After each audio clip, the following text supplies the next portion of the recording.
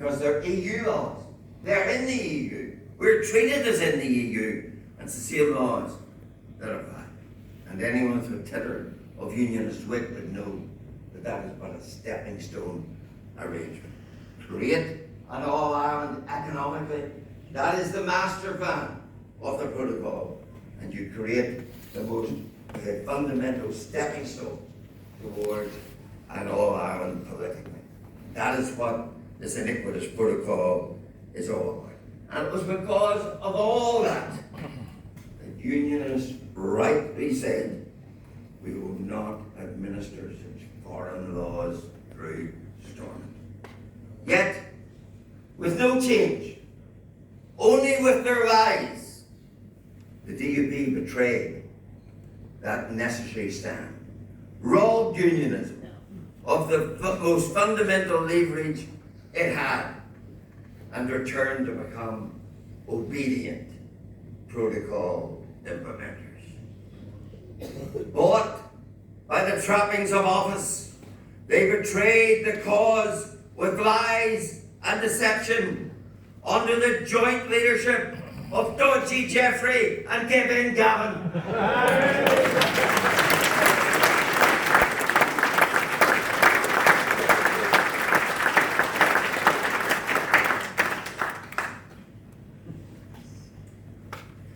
Let's never forget those brazen lies. The Irish sea border is gone. A deliberate lie. Zero checks, zero paperwork, a flagrant falsehood. The Green Lane is no more. A lie concealed in a mere change of name. The Union is safe. Just that the Irish sea border is gone, I suppose. And all of that had its consummation in that day of infamy in Stormont in February last year. I remember it well. The sole voice of dissent looking up into the gallery to see the smug Sir Jeffrey and the smug Gavin sitting there watching their handiwork of how they had brought us to the point of, for the first time, enthroning Michelle O'Neill, who never went to Specsavers, as First Minister.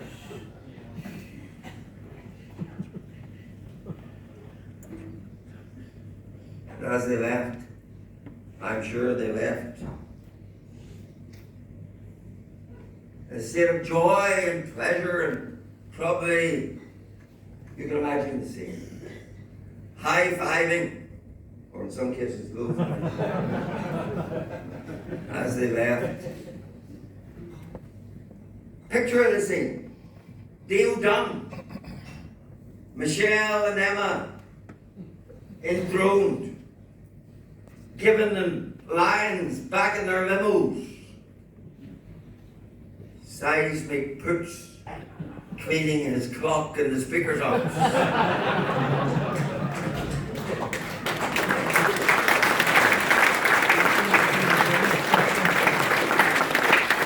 And dead-end unionism well and truly buried. And as Jeffrey and Gavin headed off from Stormont, they headed off in the protocol mobile, emblazoned with the sponsorship, all written in 20D Irish language, sponsored by Dublin, sponsored by IRA Sinn Féin, sponsored by doting Biden. As he set off in the protocol mobile, they came down by Stormont's Carson's statue, and Gavin said to Jeffrey, "Carson's staring at us." And Gavin said, "Don't look." And they headed on down the hill from Stormont. And Gavin shouted, "Faster, faster, the TUV's on our tail.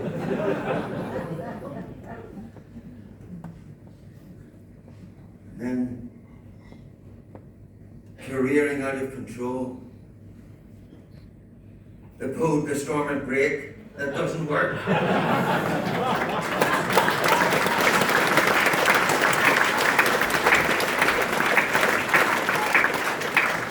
we got things a little bit back to order. Suddenly Geoffrey shouts, "Stop! I have to go to the court. You take over, Gavin. It's all yours now." Comic, ladies and gentlemen. It so tragic. Faced with such betrayal, TUV is the unionist party that brings strength to unionism. Strength that's rooted in truth and in telling the truth. That is why this party is growing in strength and in influence. Now, I readily recognize, as I talk to some, that there still are unionists in the DUP, and maybe even in the Ulster Unionist Party, who recognize the truth of what we say, who squirm at the lies of their leadership. But by propping up that failed leadership, they give credence to that very betrayal. If ever conference there was a time for unionists who know and stand for the truth, to band together to defend that truth, then this is it. It's my wish that that would happen. Of course, we were told that in returning to Stormont, DUP was returning to fight the protocol. 14 months later, how many times have you heard it mentioned? Apart from Timothy, there's very few even talking about it. And there was no response.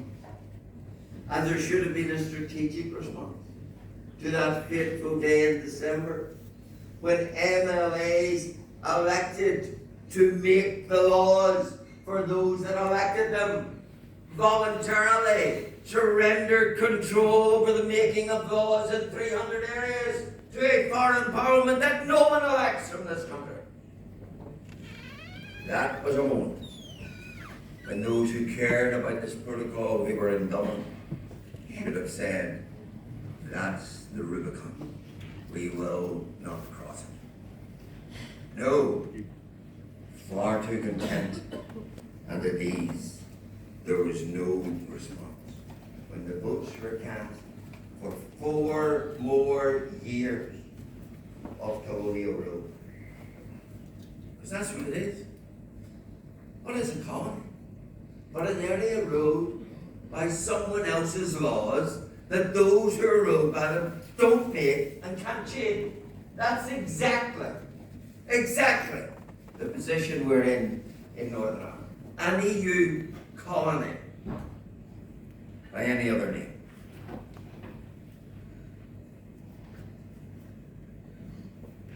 And it's getting worse.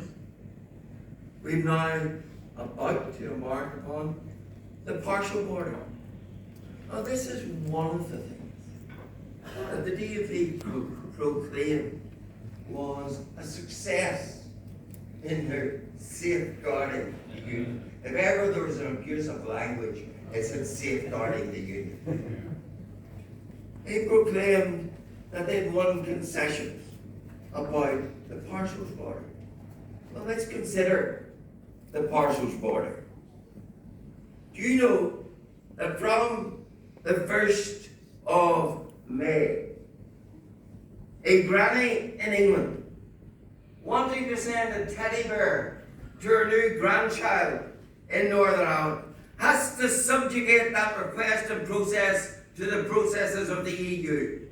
They have to declare what they're sending, where it came from, and who they're sending it to. And that within this United Kingdom.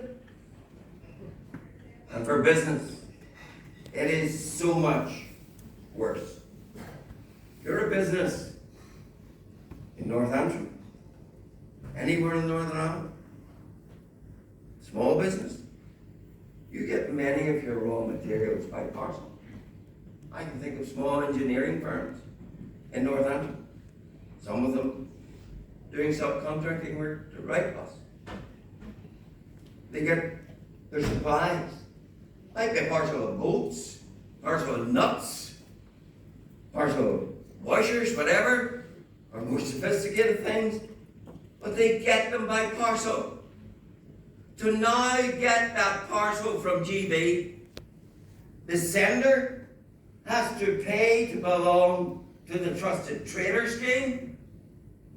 He then has to make a customs declaration declaring where the goods came from, what they are, where they're going to, and all their provenance. Yet, we had a buffoon of an MLA by the name of David Brooks, on the day that was last announced, coming out and telling us that was a step forward. A step forward to, for the first time, impose parcel through the processes of the Irish Sea border. Little wonder we're in the mess that we're in that regard.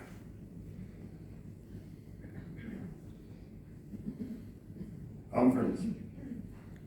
The DUP returning to Stormont was a watershed of surrender. That's what it was. And now the Murphy Review. It's wholly farcical. Lord Murphy has been appointed to review the operation of the Windsor Framework. One of the big achievements of safeguarding the Union was that review now has to report within 6 months. Wow, indeed. But here's the thing. Whereas the protocol was implemented without cross-community consent, whereas it was extended without cross-community consent, indeed cross-community consent was deliberately removed from the legislation to guarantee the December vote would go through on a simple majority, the first majority vote in Stormont on a key issue in over 50 years. Despite all of the opposition of the protocol being imposed upon us without a cross-community vote, the Murphy Review can only propose tinkering and changes subject to the nationalist veto. There must be cross-community support if there's to be any change. It just demonstrates how distorted and how imbalanced the whole process is. You'll not be surprised to hear that when we met Lord Murphy last week, there was some straight talking. You know what Sammy Morrison's like. But we left him in no doubt as to what we thought of his review, how there could be no confidence in it, because it was deliberately, consciously, purposefully subjected to the nationalist veto. Nationalists who, of course, no matter how much it hurts their own community, no matter how many parcels don't get through to their businesses, don't care, because they've got the goal of achieving what the IRA could never achieve. They managed to push the Irish Sea border. They managed to push the border to the Irish Sea. And that is a greater prize than the punishments that are put upon their own people and traders and consumers. And though the Murphy Review is farcical, I say to the unionist community that it should be made by unionism a watershed of retrieval. If the DUP wants to recover any semblance of credibility, then unionism now should unite it, throw down the gauntlet to the government by declaring that if the Murphy Review leaves the fundamentals, both constitutional and economic as they are, if it leaves this union dismantling protocol unaltered, then the Stormont prop should be removed.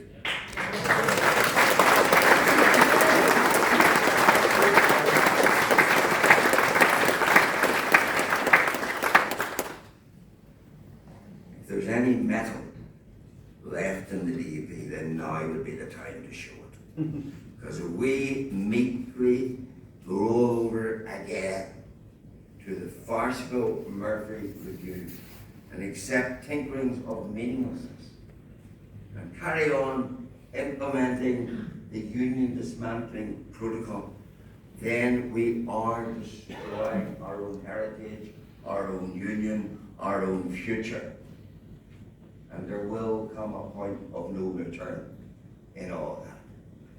The Murphy Review does give an opportunity for some to rediscover their strength, to rediscover their unionism, to rediscover their resolve, and to join with the rest of us in saying, you've pushed us so far, but no further, and the Stormont prop goes if the protocol is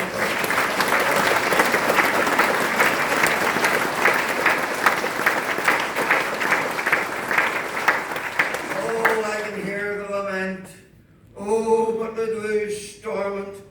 Oh, the crying, the tears, the woe. What about that £19,000 increase we were going to get? Oh, we'd lose it all. Let me ask you the question. What has Stormont delivered? What has it delivered? Has it fixed our health service? No. Has it fixed education? No. Has it even fixed our potholes? No. And yet, we are told, oh no, you couldn't jeopardize Stormont.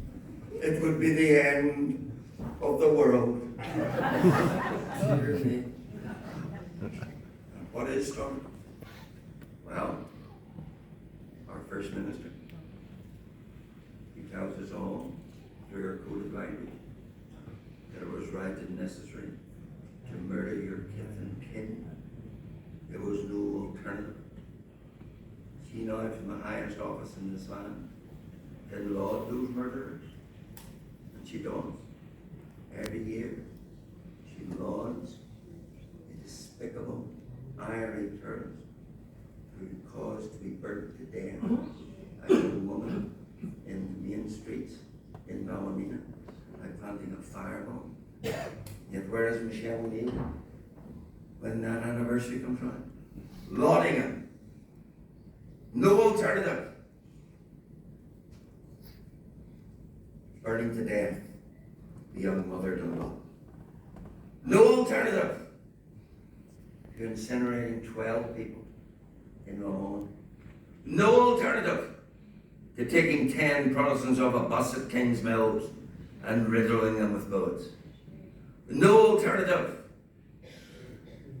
to killing in cold blood hard-working men as they returned to T-Ban.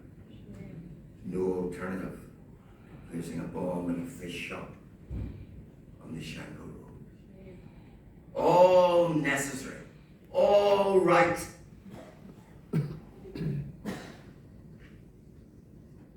That's what we'd lose if we lost Stormont. A First Minister who wallows in the justification of terrorism. And by that wallowing indicates to upcoming impressionable generations that terrorism is a viable and correct course of action.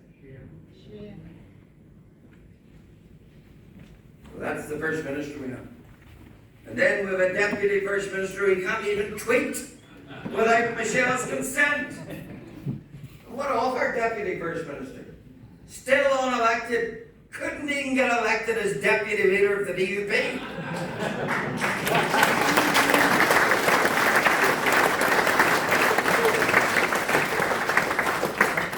Fear not, cronyism is alive and well. Education mightn't be in great shape. The important matters are the Deputy First Minister's husband. He's now the Chief Executive of the Education Authority. And lo and behold, the Chairman of the Education Authority is now Mervyn Storey. As I say, cronyism is doing well. And next up, of course, a DUP acolyte as Ulster Scots Commissioner. Even though he held no powers, unlike his counter-Irish Commissioner, who will have mighty powers, who will have a huge budget, who will have the right to intervene in court cases, who have the right to intervene with government and tell them what they must do and mustn't do. The Ulster Scots Commissioner, he can do it on his envelopes. That's all. No powers at all in that regard. And this is a storm which we so desperately miss. Spending $35,000 a week on hospitality. £35,000 a week since they got back into office. And of course, to lose Stormont would be a mighty blow to the photographic industry.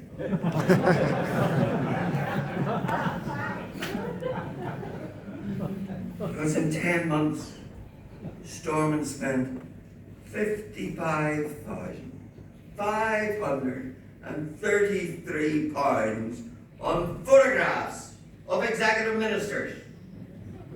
Not all of them. Michelle and Emma are still counting up how much they spent. They haven't yet been able to tell us. And Mrs. Long's department, the Department of Justice, they spent themselves £11,311 on photography. Cost could be big.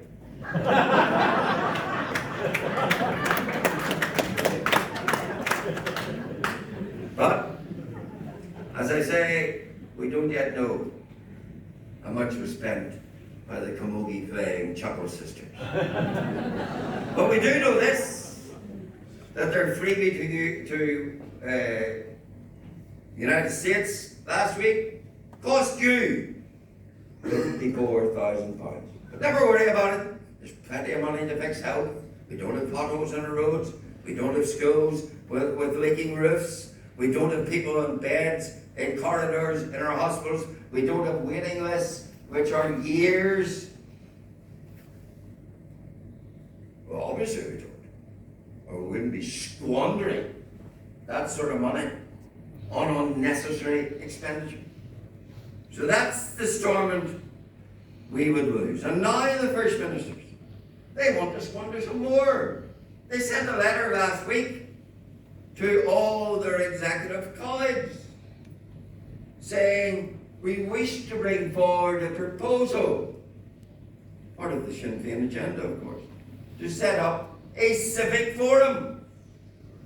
We're going to waste more money on putting into a civic forum every grievance-grasping individual who wants to complain about this, that, and the other, but never defend the union.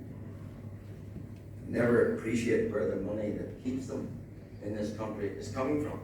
We want to set up a civic forum so they're now consulting their executive colleagues under the joint signature Michelle O'Neill and Emma Little Pengelly.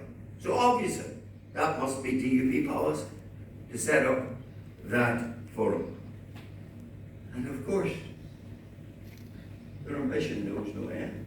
They're not just going to fix Northern Ireland. They're going to fix the planet. because they're going to appoint a climate commissioner at £1 million a year. Such is the might, such is the power of Michelle and Emma, that they think by their puny deeds they can change the climate of this planet. But more squandering.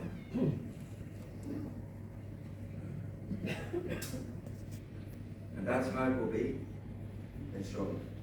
Whereas there is no fiscal responsibility.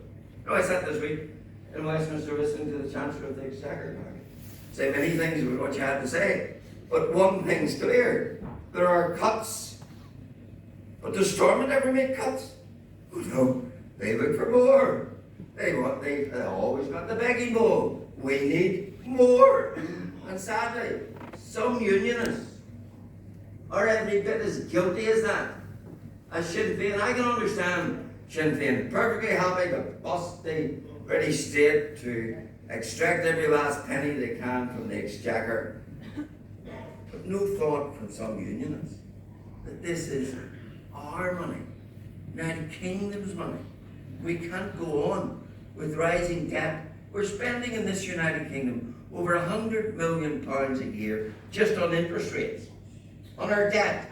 That's more than we spend on defence. Do you ever see any savings out of Stormont? No. Squander. Climate Commissioner. Irish Commissioner. Ulster Scots Commissioner. Whatever it takes, just keep putting the money in. Ladies and gentlemen, we've had a good year, but these are challenging times for unionism. And they're challenging times which can only get worse unless and until unionism recovers the strength that it needs. The strength to stand up for itself, the strength to refuse to lie down, the strength to refuse to roll over. No, that's the might and the strength that we need. I say to you, the only place you're likely to find it is in TUV. That's why the slogan for this conference is that we bring strength to unionism. May we bring even greater strength, because greater strength is needed. And let's build this party to the point where its demands are irresistible. I'm up for that fight. I'm up for that challenge. Are you? Yeah.